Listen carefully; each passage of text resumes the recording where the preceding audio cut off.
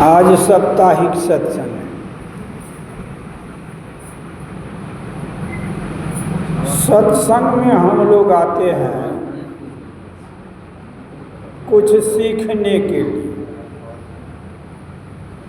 सत्संग में आते हैं हम लोग कुछ सीखने के लिए, सुनने के लिए, और सुनते हैं इसलिए कि सीखने के लिए।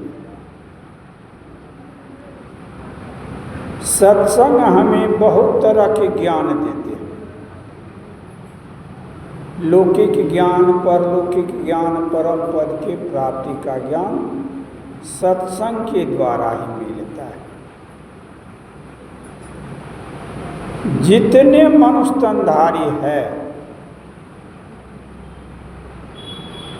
सभी परमात्मा भक्ति करने के अधिकारी है, चाहे नर हो या नारी हो, सभी परमात्मा भक्ति करने के अधिकारी है। सत्संग में मुझे यह ज्ञान मिलता है। परमात्मा का भक्ति क्यों करना चाहिए? परमात्मा का भक्ति इसलिए करते हैं कि परमात्मा खुश हो जाए हमसे। सेवा करते हैं ना लोग, माता के, पिता के, सास को, ससुर को, पति को सेवा करते हैं।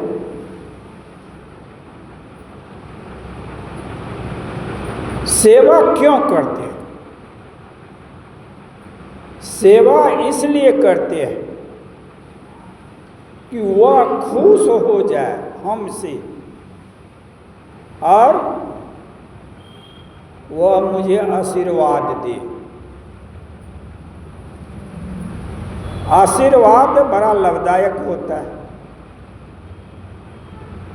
दीपावली में देखते हैं लोग घर घर दीप जलाते हैं, हुक्का पाती खेल लेते, घर घर जाते हैं प्रणाम करने। क्यों?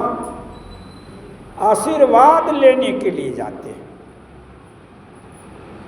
आदि लोग अन्यास भी कह देते हैं कि खुश रहो, मंगलमय हो, वह बात हो जाता है। जैसे महाभारत की बात है, आए हैं घर परिवार को छोड़ के कुछ सुनने और सीखने के लिए। नहीं सुनिएगा तो सीखिएगा नहीं, जीवन में नहीं उतारिएगा तो लाभ नहीं होगा। इसलिए आइए है तो सुनिए और सुन करके समझिए। मैंने कहा महाभारत की कहानी। दुर्योधन ने कहा भीष्म से, जब लड़ाई बहुत हो गया, दुर्योधन ने कहा भीष्म से, लड़ाई की खेला आप बढ़ा रहे हैं, यदि आप चाहे तो क्षण में ही यह लड़ाई समाप्त हो जाएगा, हमारा विजय हो जाएगा। कहा कैसे लड़ाई समाप्त हो जाएगा, तुम्हारा विजय कैसे हो जाएगा? कहा लड़ाई का खेला 5 पांडव है, 5 पांडव को आप मार दीजिए, खेला समाप्त हो गया, हमारा विजय हो जाएगा। बहुत जब कहे, बहुत कहे, भीष्म आक्रोश में आ गए। सुनिए कहानी किधर ले जा रहे हैं। आशीर्वाद पर यह कहानी उठे हैं। मोबाइल लेकर के बाहर चले जाएंगे गप करने के लिए, बीच में गप नहीं करेंगे। समझा दीजिए बगल वाले लोग, श्री सद्गुरु। तो उनके बातों में आवेश में आकर के भीष्म ने कहा दुर्योधन ले ये 5 बाण, और कल यही 5 बाण से मैं 5 पांडव को मार दूंगा, कल ही खेला समाप्त कर दूंगा। आवेश में तो कह दिया। भीष्म को तो प्यारा था पांडव अधिक। अब भीष्म बोल रहे हैं मन में क्या कह दिए हम, ये उगता ये क्या कह दिए। एक बूढ़ी माई बोल रही थी, हम बच्चे थे तो हमारा दादा रो रहा था। मैंने कहा दादाजी क्यों रो रहे हैं? कहा हमसे पोती बड़ा भूल हो गया है। कहा क्या भूल हो गया? कहा एक लड़का को मैंने श्राप दे दिया, कल वह लड़का मर जाएगा, इसलिए मैं रो रहा हूं कि हमसे गलती हो गई। और वह कहा हो गया, कल हुआ लड़का मर गया। अब देखिए, ठीक उसी तरह भीष्म दुर्योधन के कहने पर प्रतिज्ञा तो कर लिया, अब ज्यों ही शांत हुआ, मन शांत हुआ, हम लोग आक्रोश में कुछ बोल जाते हैं।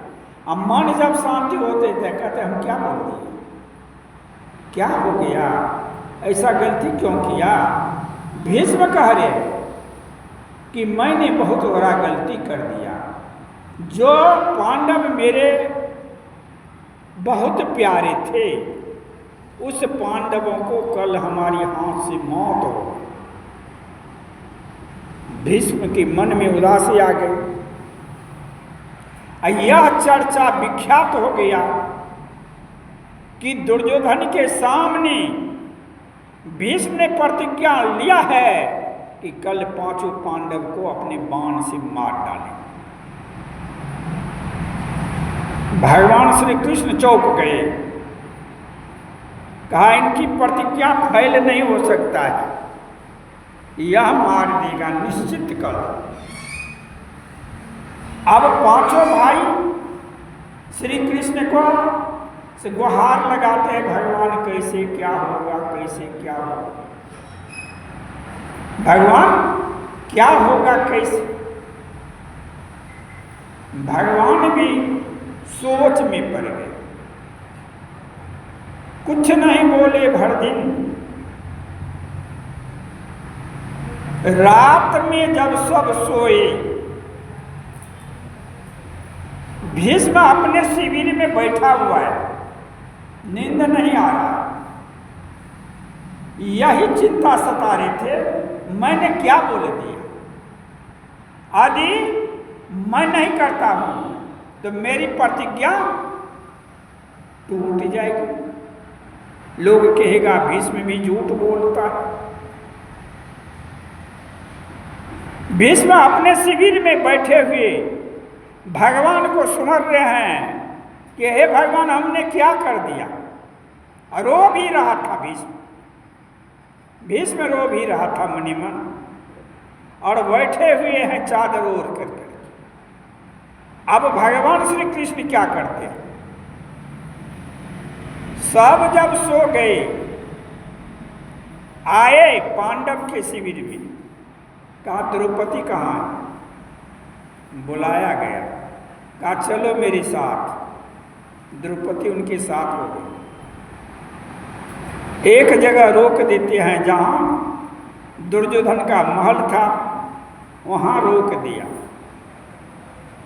कृष्ण अपने से घुस जाते हैं दुर्योधन के घर, और उनकी पत्नी की जूती उठा लिए, साड़ी उठा लिए, माने जो भी श्रृंगार की वस्तु था सब उठा लिया, लेकर के चले आए और द्रौपदी को पहना दिया। सिर का मुकुट भी ले लिए थे, सब कुछ पहनवा दिए, वह सब कपड़ा खुलवा दिए, और उनका कपड़ा पोटली बांधकर अपने कांख के तले में रख दिए। देखिए भगवान को भक्तों के प्रति कैसा ख्याल है। नारी की साड़ी ढो रहे हैं भगवान श्री कृष्ण, और नारी के सारी वस्त्र चुरा लिए भगवान श्री कृष्ण। चुराए कि नहीं चुराए? चुरा लिए, चुरा करके द्रौपदी को दे दिया। द्रौपदी यह साड़ी पहन लेती है, जूती पहन लेती है, मुकुट पहन लेती है। श्री कृष्ण इनका साड़ी को पोटली बांध करके रख लेते हैं। कहा घुस जाओ भीष्म के शिविर में। जहां भीष्म बैठा हुआ था, ध्यान से सुनिएगा कहानी किधर ले जा रहे। मैंने कहा सीखने के लिए आते हैं, सेवा करते हैं खुश करने के लिए, प्रणाम करते हैं खुश करने के लिए, हमको आशीर्वाद देते। कहा जाओ घूंघट तान लेना और 3 बार प्रणाम करना। जो यह प्रवेश किया इनकी आहट से, वो तो जगा हुआ था ही, दृष्टि दोहराते कहीं इतनी बड़ी रात को दुर्योधन की पत्नी मेरे पास क्यों आ गई। सारा कपड़ा तो दुर्योधन की पत्नी को ही पहने हुई थी। कहा क्यों इतनी बड़ी रात को चले आए। मन में कहती क्या कह रही। प्रणाम किया तो भीष्म को हुआ हम तो आशीर्वाद दे दिए हैं, पांडव कल मारा ही जाएगा, अब कौरव अमर हो गए। माने दुर्योधन के पत्नी जान करके क्या कहते हैं भीष्म, सुहागवती रहो। फिर प्रणाम किया, कहा सुहागवती रहो। 3 बार जब दिए आशीर्वाद, तब कृष्ण उधर से कहते हैं, इशारा करते हैं द्रौपदी से, माने क्या पर्दा हटा लो और सिखा जो दिए उसी के मुताबिक बोलने लगे। द्रौपदी क्या बोलती है, पिता लाज रखना आए स्वशरण में सुहाग रखना। क्या कहते हैं, पिताजी लाज रखना आए शरण में सुहाग रखना। आप तो देखिए यह है द्रौपदी, और उधर भगवान कृष्ण पर्णा को ऐसे ऐसे घुमा रहे, कहा नाच नाच करके को। अब क्या है, अब तो आशीर्वाद ले लिया तुम। जब इस तरह से नाच नाच करके कहने लगी, भीष्म को तो हुआ भय गति सांप छुछुंदर केरी। अब भीष्म आ गए फिर क्रोध में। या खेला करने वाले कौन हैं, जूती है दुर्योधन की पत्नी की, कपड़ा है दुर्योधन की पत्नी की, और सिर का मुकुट है दुर्योधन की पत्नी की, और ऐसा खेला कर करके आशीर्वाद दिला दिया। अब तो मेरा आशीर्वाद भी झूठी हो जाएगा। और कहते दादा लाज रखना आए शरण में सुहाग रखना, बात झूठ नहीं होना। भीष्म में बहुत विचार कर करके लिया 5 बाण, खा लो अब ले लो, जब हम झूठा हो ही गया तो लो 5 बाण कल, अब पांडव हमसे नहीं मारा जाएगा। और उधर देख रहे हैं भगवान श्री कृष्ण को ऐसे ऐसे पर्णा को कर रहे हैं, द्रौपदी का नाचने की इशारा देख लिया। भीष्म आक्रोश में उठ गया, कहा भगवान जिस तरह मेरी प्रतिज्ञा को आपने भंग कर दिया, कल मैं युद्ध के मैदान में आपको भी प्रतिज्ञा को भंग कर दूंगा। मैं क्या बोल रहा था, सत्संग भवन में आते हैं कुछ सीखने के लिए और समझने के लिए। पैसा यदि 10,000 हो जाए तो 1 टका किसी को देने के लिए नहीं चाहते कि इसमें से दे दे इतना टका है। लेकिन ज्ञान जब कनियोटा हो जाए तो बंटने शुरू कर देते। ध्यान में जो कुछ मिला तो बंटना आशीर्वाद ही देना शुरू कर देते। जबकि गुरु महाराज रोक लगाए हैं कि किसी को आशीर्वाद श्राप नहीं देना, किसी को आशीर्वाद श्राप नहीं देना है। जो ध्यानाभ्यास में अनुभव आवे किसी के निकट नहीं बोलना है, नहीं तो तुम्हारा हरा जाएगा। किसी को श्राप दीजिएगा तुम्हें कुछ नहीं बचेगा, ऐसे गुरु महाराज मना करते हैं।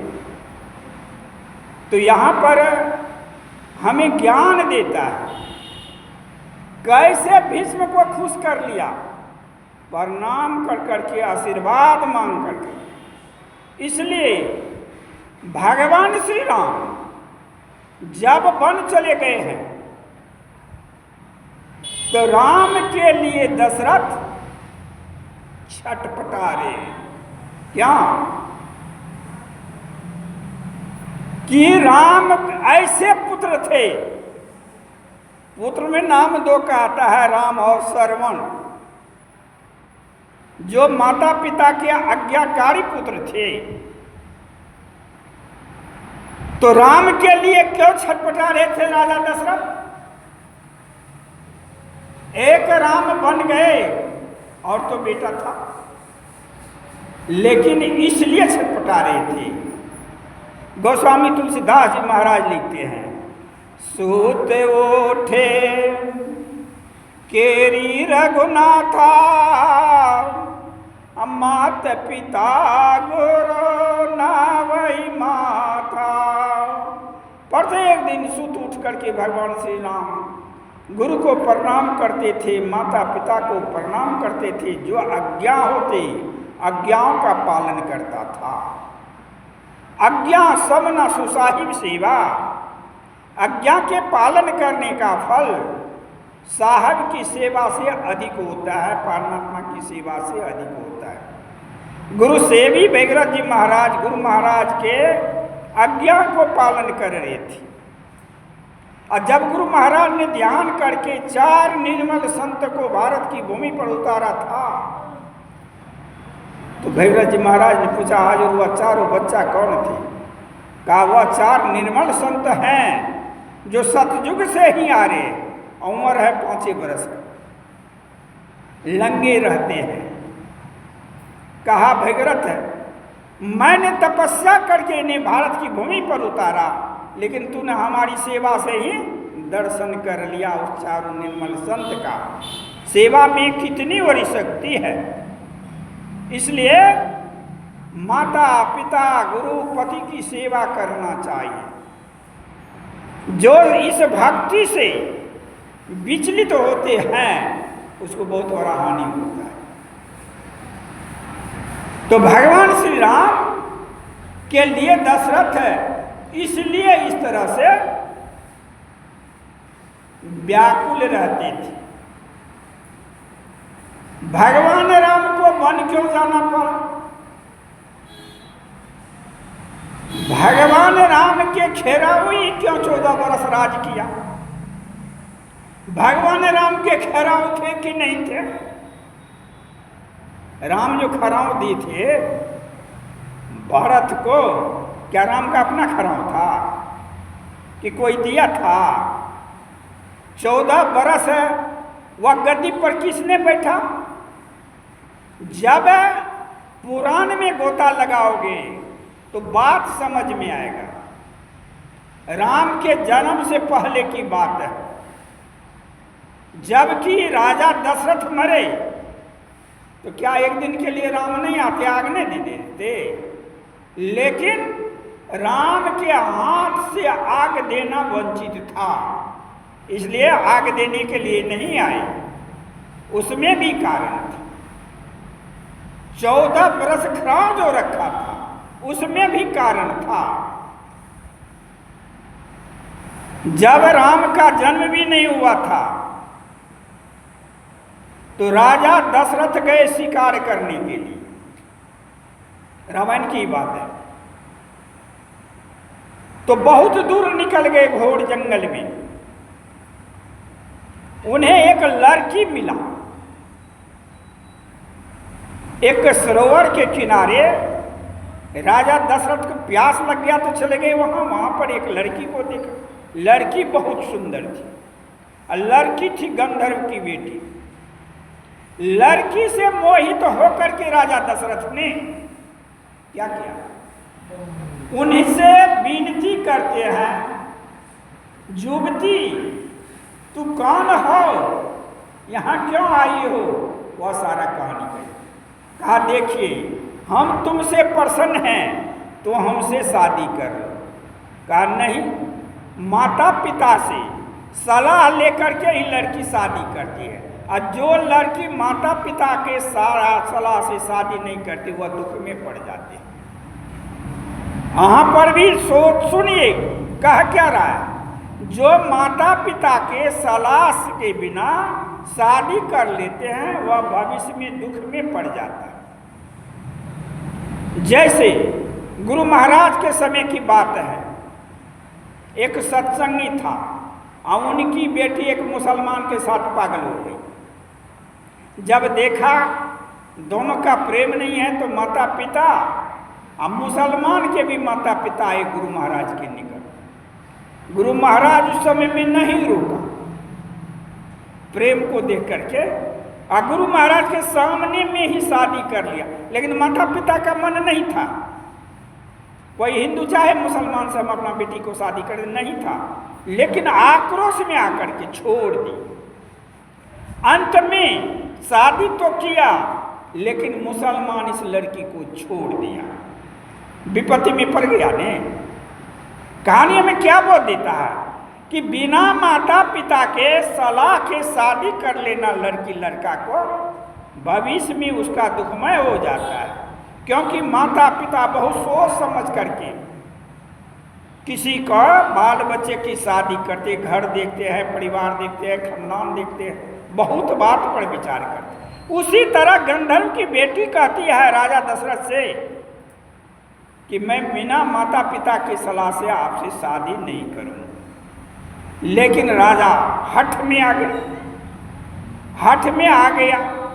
का गंधर्व विवाह तो ऐसे ही होता है, लड़का लड़की जो एक मत हो जाता ने तो दोनों शादी कर लेते। इसमें देवी देवता किसी परिवार से समझने की तो कोई बात नहीं। राजा दशरथ भी ऐसे ऐसे बात बोले कि लड़की राजी हो गई। दोनों आए एक बर के गाछ के निकट आए तो कहा तो ठीक है शादी कर ली। अब फिर राजा दशरथ क्या बोलते, सुनो हमारी कुल की रीति है किसी को भगा करके नहीं लाते। अभी बिना माता पिता के लड़के नहीं भगाना नहीं हुआ, का भगा करके नहीं लाते। हम घर जाते हैं तो यही रानी, हम घर जाते हैं और बारात लेकर के तुमको मैं शादी करके ले जाऊंगा। 10 आदमी के साथ वह भी गवाह रहेगा, क्योंकि शादी में गवाह का भी जरूरत होता है। राजा दशरथ चले गए और लड़की वही बैठे हुए बर के गाछ के निकट। और राजा जब यहाँ से गए तो घर के काम में सुधिए भूल गया, राज के काम। और लड़की यहाँ बैठी हुई है, लड़की कह रही जब तक मैं शादी नहीं करूँगी तब तक भोजन नहीं करूँगी। 12 बरस बीत गया, राजा दशरथ नहीं आए। लड़की प्राण छोड़ दी, मन गल करके लकड़ी हो गई, मर गई, और मर करके वही गल पच गई। राजा दशरथ को सुधी नहीं रहा था। लेकिन उस समय में एक करार लड़की करवाई थी, मैं शादी आपसे एक शर्त पर करूंगा। कल के कौन सा शर्त है? हाँ जो कहे लड़की, कहा हमारे गर्भ से जो बेटा होगा वही राज करेगा, गद्दी पर पहले बैठेगा। कहा अच्छा ठीक है, यह स्वीकार कर लिया। अब 12 बरस ये भी नहीं किया, 12 बरस में लड़की मर रही है, हड्डी गल मांस गल गए, हड्डी ही रहा, प्राण निकल गए। अत्रि ऋषि आते हैं उधर घूमने के लिए, और वही हड्डी उठा करके ले जा करके खराव बनाया। अब बना करके और जब राम गए हैं वन, तो राम जब गए अत्रि के आश्रम तो भेंट में वही हड्डी का खराम दिया था, और वही लेकर के राम आए थे। राम जब आए लेकर के तब भरत गए हैं मिलने के लिए। भरत को कितना भी समझावे लेकिन भरत नहीं माने। कहा नहीं, मैं वैसे राज नहीं, बड़े भाई के रहते हुए देखी धर्म क्या सिखला रहे। कहे बड़े भाई को रहते हुए छोटे भाई राजगद्दी पर नहीं बैठ सकता। अंत में राम ही बात जानते थे कि पहले जो लड़की मर गई, राम जानते उन्हीं की हड्डी का बनाया हुआ खराम है, इसलिए वही खराम उठा करके भरत को दे दिया। 14 बरस राज में खराम का पूजा हुआ था ने, और वही लड़की की हड्डी 14 बरस उस गद्दी पर बैठे। भगवान श्री राम का जन्म भी नहीं हुआ था। एक बार देवता और दानव में झगड़ा हो गया। देवलोक गए राजा दशरथ, वहां युद्ध कर करके दानव को हरा करके देवता को अस्थिर कर करके वह आ रहे थे देवलोक से। जा रहे थे तो बीच में ही एक काला कलोटा पहाड़ के समान आदमी मिला, जो इनके सम्मुख आमने सामने नहीं था, इनका रास्ता रोक लिया। जो ही उनके निकले हुए आए, अंधकार हो गया, या ऐसे उल्टा हुआ था आदमी, पीठ के ही देख रहा था। राजा दशरथ ने कहा, एक काले कलोटे मानव, अरे तू कौन है, मेरे तरफ लौट जाओ, आमने सामने हो जाओ, नहीं तो रास्ता दे दो। कहा रास्ता तो नहीं देंगे। कहा तू कौन हो? कहा मैं शनि हूं। कहा मैं तुम्हारे तरफ यदि लौट जाऊंगा तुम्हारी हालत दुर्गति हो जाएगा। राजा दशरथ कहा नहीं लौटोगे तो युद्ध करेंगे। जब युद्ध के बात कहे तो शनि लूट गया, उनट गया, और जब ही उल्टा राजा दशरथ अचेत हो गया ऊपर में और रथ से गिर गया, आंख तक बंद हो गया। वह जो गिर रहा था तो नीचे में जटायु था, उसने राजा दशरथ को हाथ से पकड़ लिया, अस्थिर किया, और जब इनको बचा लिया तो राजा दशरथ कहते हैं जटायु तू वरदान मांगो, जटायु तू वरदान मांगो। राजा दशरथ ने कहा हमारी प्राण की रक्षा की वरदान मांगे। कहा मैं, आप दीजिएगा मेरा मांगे हुए। कहा मैं देने के लिए कुछ भी मांगोगे, हमारे कुल की रीति है, प्राण जाय पर वचन न जाई, रघुकुल रीति सदा चली आई, प्राण जाय पर वचन न जाई, कि हमारा प्राण चलेंगे लेकिन मेरा वचन झूठा नहीं होगा। कहा ठीक है आपका जो पहला बेटा होगा वह मुझे दान में दे दीजिएगा। कहा मस्त। और जब भगवान श्री राम का जन्म हुआ तो राजा दशरथ जटायु को बुलाया, कहा अपना बेटा ले जाओ, हम तो दान में दे दिया था। कहा नहीं समय से लूंगा भी नहीं लूंगा। वही राम जब बन जाते हैं और जटायु को रावण से घायल हुआ, उसका दाह संस्कार किया था किसने? राम ने।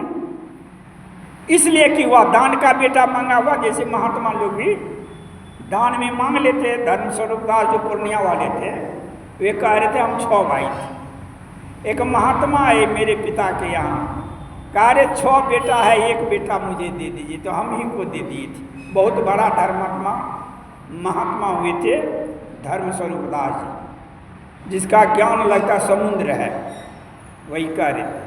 तो उसी तरह कि अपने पिता को आग भी नहीं दे चुके। राम वन में हैं और राजा दशरथ अयोध्या में है। बहुत दुख सहते सहते, अधिक नहीं कम ही समय में इतना चिंतित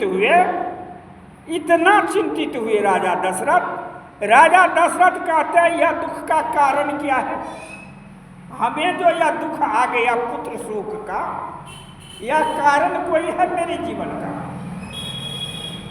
राजा दशरथ को याद आ गया। कौन सी बात याद आ गया? कि मैंने पशु पक्षी जान करके जो बाण चलाया था और श्रवण कुमार के सीने में लगा था,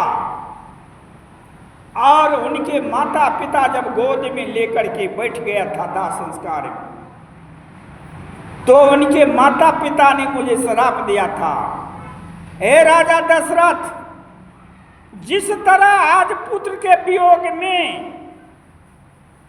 हम अग्नि की चिता में जल करके मर रहे हैं दशरथ, इसी तरह तो पुत्र के वियोग में छटपटा करके मर जाओगे। शांतवन उनकी पत्नी श्राप दिया था राजा दशरथ को, याद हो गया। उपस्थित धर्म प्रेमी सज्जन वृंद, धर्म प्रेमिका माता और बहन, जब लोगों की विपत्ति आता है तो अपने जीवन का किए हुए कर्म को याद करता है। भगवान बुद्ध ने कहा, ए इंसानों, जीवन में ऐसा गलत काम नहीं करो कि दुख आने पर पछताना पड़े कि मेरे कर्मों का फल है। उसी तरह राजा दशरथ कह रहे हैं, मेरे कर्मों का फल है। क्या मैंने जो बाण से मारा था श्रवण कुमार को, और उनके माता पिता ने जो श्राप दिया, वह समय आ गया, अब मैं नहीं बच सकूंगा। तीनों पत्नी को राजा दशरथ बुलाते हैं और वो उठा देते हैं। कहा, देवी मैं अब नहीं बचूंगा, श्राप जो मुझे लगे था वह समय निकट आ गया। जो श्रवण कुमार के माता पिता ने श्राप दिया, कौशल्या, केकई, सुमित्रा तीनों बोलती है, पतिदेव क्यों आपको श्राप दे दिया? आपको श्राप क्यों दे दिए? श्रवण कुमार के माता पिता शांतवन। राजा दशरथ कहते हैं, देवी मैं सुनाता हूं। श्रवण कुमार अपने माता पिता को कंधे पर लेकर के तीर्थाटन से घुमा करके बद्रीनाथ से होते हुए जब वह अयोध्या आ रहे थे, अयोध्या के ही थे श्रवण कुमार, जब वह आ रहे थे सरयू तट के निकट आए, दोपहर का समय था। शांतवन ने कहा, श्रवण कुमार मुझे बहुत बड़ा प्यास लग गया। माता पिता को वृक्ष की छाया में बैठा दिया और बर्तन लेकर के जब वह सरयू नदी में धंस गई देवी, तो बर्तनों से जो आवाज आ रहा था भक भक का, पानी जाता है डुबाते हैं बर्तन, उससे आवाज होता है। मैं जो छिप करके बैठा हुआ था, कोई पशु पक्षी आएंगे, जंगली जानवर आएंगे, मैं शिकार करूंगा। राजा शिकार का शौकीन होता है।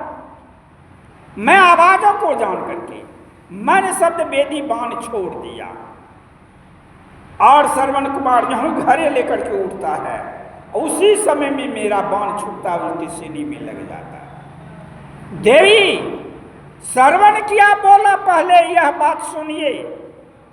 क्या? हाँ मां, हाँ पिताजी। देखिए माता पिता क्या है, नारी प्रसव की पीड़ा में जब व्याकुल होती है तो नारी मां मां को ही पुकारती है, परमात्मा के नाम नहीं लेते। क्या माता पिता भी गुरु है? कबीर साहब ने के प्रथम गुरु है माता पिता, रजबीज का सोई दाता। पूर्णिया के एक महात्मा थे कबीरपंथी, और भागवत वाचक चंदेश्वरी पंडित बोल रहा था यह कथा, और इस बात को एक 20 पंडित थे, वह भी बोल रहा था। कहा पूर्णिया में कबीर पंथ का एक पहुंचे हुए महात्मा थे, और जब मरने लगे तो लोग जाते ना दर्शन करने के लिए, तो हम लोग भी गए दर्शन करने के लिए। तो वह क्या कह बोल रहे थे, मैं गए, मैं गए, मैं गए, मैं गए। तो हम लोग उसमें से हम जो व्योध महात्मा थे, बूढ़ ज्ञानी, कहा हजूर में सतनाम कहवे, गुरु महाराज के नाम लेवे की मैं गए करे। महात्मा अस्थिर हो गया, मामा कहना छोड़ दिया, कहते हमने गुरु के नाम लै छियै, मैं गुरु नहीं छियै, बाप गुरु नहीं छियै। कबीर साहब का वाणी नहीं पढ़िए ना, अब माँ के बाप को छोड़ दिया, ये सत्संग करने लगे। क्या कहे, कबीर साहब के हैं 7 गुरु बताए हैं, उसमें में पहला गुरु माता ही पिता होता है। कबीर साहब ने कहे हैं प्रथम गुरु हैं माता पिता, रजबीज का सोई दाता। दूसर गुरु हैं मन की धाई गिरा बास की बंद छोराई तेसर गुरु जी धरिया नामा ले नाम पुकारे गामा चौथे गुरु जी शिक्षा दिना जगत व्यवहार तबे हम चिन्ना पंचम गुरु जी ने वैष्णव किन्ना राम नाम के सुमरन दिन्ना छठे गुरु जी ने भरमगढ़ तोरा दुविधा मेट एक से जोड़ा सातम गुरु सत्शब्द लखाया और जहाँ के तत्व कहाँ कहाँ समाया। अब देखिए वह जो शारीरिक दुख से व्याकुल था सत्संग करने लगे शांत से समझा रहे थे तो श्रवण कुमार के मुंह से क्या निकला? राजा दशरथ कहते देवी जब बाण लगे श्रवण कुमार को तो पहला शब्द क्या निकला? हा मां, हा पिताजी। मां और पिता को ही वह आवाज दिया और जब उनकी आवाज मैंने सुना मेरे तो प्राण ही उड़ गए, मुझे अंधेरा छा गया, मैं लड़खड़ाने लगा। लड़खड़ाते हुए श्रवण कुमार के निकट में गया था देवी तो श्रवण कुमार मरते समय मुझे क्या कहा था?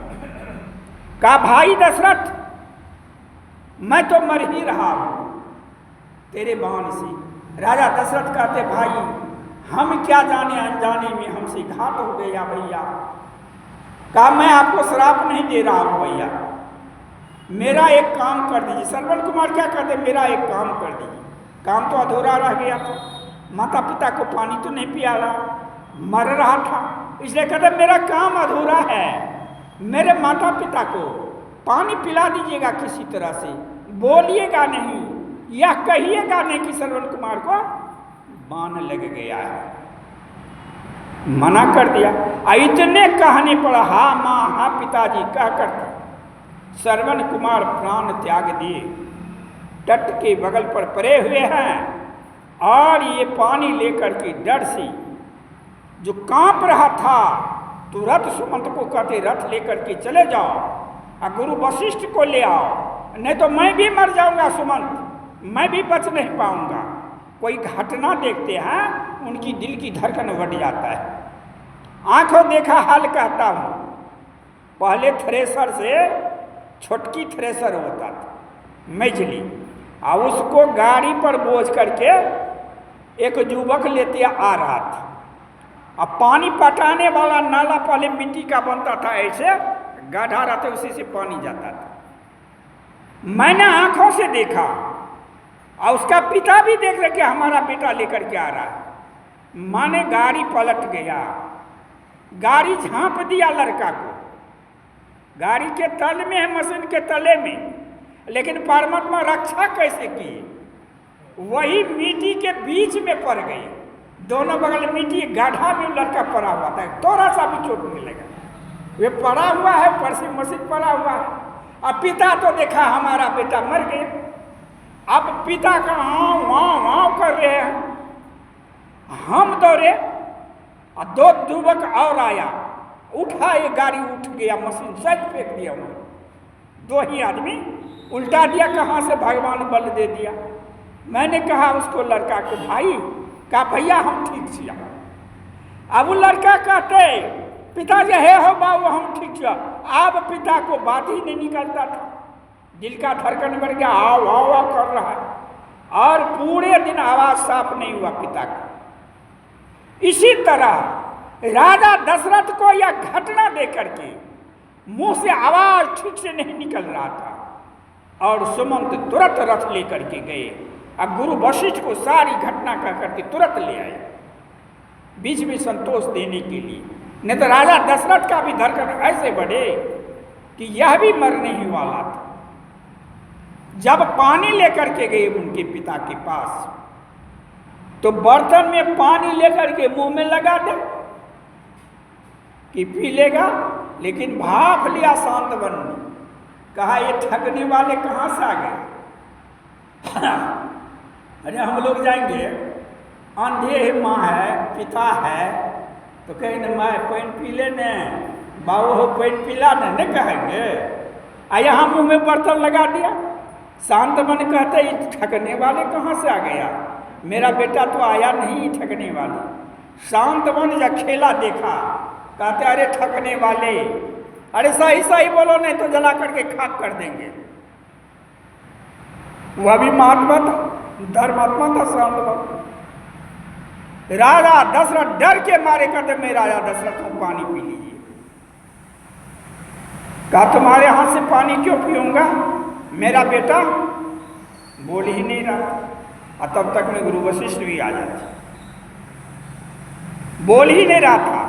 कथा सुना रहे हैं किनको, कौशल्या, केकई और सुमित्रा, तीन को ही सुना रहे राजा दशरथ। ये जीवन की घटना, जब राजा दशरथ को कहा हमारी बेटा कहाँ है, तुम क्यों पानी पिला रहे हैं, मुंह से आवाज नहीं निकलता, डर से कांप रहा था। और कांपते हुए कहा, रोते हुए कहा, मुझसे गलती हो गया, मेरे अनजान बाण से श्रवण कुमार की हत्या हो गया। अब झूठ बोलता तो उधर से शराब भी मिलता। और अब पिता की बात सुनिए क्या कह रहे हैं। उधर राजा दशरथ कहते हैं, देवी श्रवण कुमार ने कहा है मां हा पिता, कह करके प्राण त्याग दिए। और उनके मां और बाप क्या बोल रहा है, कहीं भगवान के नाम नहीं। हा श्रवण, हा विधाता, तूने अंधे की लाठी छीन लिया। श्रवण के सहारे पर न चल देते, इसलिए बाल बच्चे ये होता है, बेटा बेटी जो होता है, ये बूढ़े की लाठी होता है।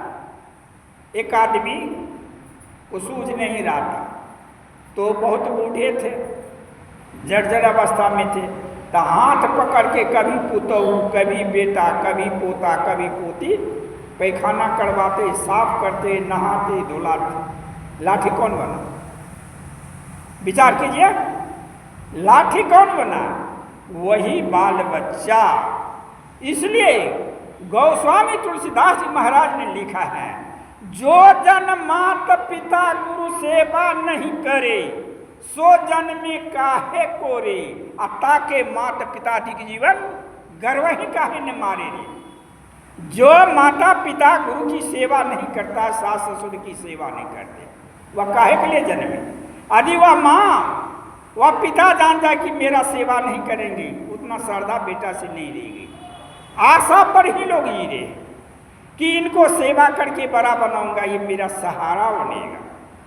राजा दशरथ अपने तीनों पत्नी को सुना रहे थे। देवी क्या बोले श्रवण कुमार के पिता, हा विधाता, हा श्रवण, हे विधाता, तूने मेरे अंधे की लाठी छीन लिया। गुरु वशिष्ठ गए, हमें भी अस्थिर करते हैं और उनके पिता को भी अस्थिर करते हैं। श्रवण कुमार का ला देते हैं। कहा क्या करे, कहा चिता राजा चाहिए। गुरु वशिष्ठ राजा दशरथ ऐसे पुत्र से अब अलग रह करके जीना मेरा बेकार है। राजा दशरथ ने कहा, शांतवन पिताजी, रघुकुल रीति सदा चली जाए, प्राण जाए पर वचन जाए, मैं वचन देता। जैसे श्रवण कुमार आपका सेवा करता था, उसी तरह मैं सेवा करूंगा। भाई श्रवण को मुझे दाह संस्कार करने दीजिए। मैं अग्नि देता हूं। अग्नि देता है किनको, कौन देता, बेटा ने। आज मेरे श्रवण कुमार पिता हो गए और पहली आग में अपने पिता जान करके श्रवण कुमार को देता हूं और आपको दादा दादी की तरह मैं सेवा करूंगा। कहा नहीं, अब जीना मेरे क्षण क्षण होता है, मेरा प्राण कब निकल जाए। क्या कहे, वहां पर लकड़ी मंगाया गया, चीता बनाया गया और उस पर अंधे ने कहा मुझे बैठा दीजिए। चीता में बैठा दिया और श्रवण कुमार को सुला कर करके गोद में कहा, राजा दशरथ आप आग लगा दो, मैंने अग्निदान कर दिया। देवी आग की चिता जब धधकी तो उसमें से बोल रहे हैं शांतवन, ए राजा दशरथ, जिस तरह आज पुत्र के वियोग में मैं प्राण को छोड़ रहा हूं, तुम भी पुत्र के वियोग में छटपटा करके मर जाओगे। इसलिए देवी अब मैं नहीं बच सकूंगा। इतना कहते ही राजा दशरथ 3 बार राम बोले प्राण छोड़ दिए। कहानी हमें क्या बोध दिलाता है? हम लोग जीवन में जो सुकर्म और कुकर्म करते हैं और दुख की घड़ी याद आ जाता है कि मैंने जीवन में ऐसा कुकर्म किया था, बूढ़े कर्म किया था, यह मेरे बूढ़े कर्म का फल है। सत्संग आज मुझे क्या ज्ञान दिया? सत्संग में मैंने क्या सुना कि आज की सत्संग जो सुने, क्या सुने, इसमें माता पिता की भक्ति है और सास ससुर की सेवा है। और जीवन में जो हम पाप करेंगे वह पाप माफ नहीं होगा, उसका फल को भोगना ही पड़ेगा। भगवान राम के पिता दशरथ को जब नहीं माफ हुआ, हम लोगों को माफ हो जाएगा? इसलिए सत्संग जो होता है और संतों की वाणी जो निकलता है, गोपालक की लाठी है। जहां सत्संग होता है बिगड़ा हुआ मन सुधर जाता है। सदगुरु महर्षि में परमहंस जी महाराज गुरु सेवी भृगुराज जी महाराज को कहते थे, रात दिन वाणी सुनाओ, अमुक वाणी सुनाओ। जिस वाणी से जिस तरह की माया आता उसको लौटाना था, वैसे वाणी कहने के लिए कहता था। एक दिन गुरु सेवी भृगुराज जी महाराज पूछते हैं, गुरुदेव रात रहे कि दिन रहे, सुबह रहे कि दोपहर रहे, शाम रहे, कभी कभी मुझे सोए हुए में जगा करके कहते हैं भृगुराज अमुक वाणी गाओ, इसमें कोई रहस्य छिपा हुआ है? कहा हाँ छिपा हुआ है भृगुराज। संतों की वाणी गोपालक का लाठी होता है और गोपालक की लाठी जो होता है ठीक उसी तरह संतों की वाणी होता है। विषय में मन विचरण करते हुए और उसे लाठी जिस तरह से गाय को लौटा लेती है, संतों की वाणी भी मन को लौटा लेता है। जब संसार की ओर मेरा मन भागता है तो मैं संतों की वाणी गाता हूं, मेरा मन लौट जाता है। उपस्थित धर्म प्रेमी सज्जन वृंद, सत्संग में सभी तरह का ज्ञान होता है। पंजाब की कहानी, धनवान घर की कहानी है। धनवान घर के लड़का और धनवान घर की लड़की दोनों में प्रेम हो गया, लेकिन माता पिता को ऐसा नहीं था कि हमरा दोनों को शादी करेंगे उनके साथ। तो कहा क्या करोगी? कहा हम लोग भाग जाए रात को और शादी कर लेंगे।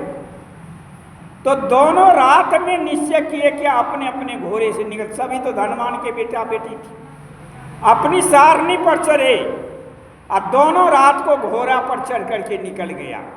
रास्ते में थोड़ा सा विचार कीजिएगा, आगे में पानी मिल गया, पानी अधिक नहीं, फिर कमर से थोड़ा सा नीचे, लेकिन कमर के लगभग। लड़का का घोड़ा निकल गया, उस पार चला गया और लड़की की घोड़ी बीच नदिये में बैठ गई। अब उठवे नहीं करी, किसी तरह उसको निकाला और उस पार जब गया, कहा तुम्हारी घोड़ी क्यों बैठ गई पानी में? कहा क्या कहेगा, इसका नानी भी पानी में बैठता था। लड़का को दिमाग खुल गया, जिसका नानी पानी में बैठता था नातिन भी पानी में बैठ गई। ये भगा करके लेकर के जा रहे हैं हम इस लड़की को, ये भगाई हुई की बेटी भी इसी तरह भागती रहे, इसलिए इससे शादी नहीं करना है। कहा बहन अब उस बात को छोड़ के भाई बहन पर आ जाओ। देखो जिस तरह नानी के नातिन घोड़ी पानी में बैठ गई और इस तरह का विचारधारा तुम्हारा बेटी भी हमारा बेटी बेटा भी इसी तरह भाग भाग करके विवाह करेंगे, इसलिए भाग से विवाह करके नहीं करना है।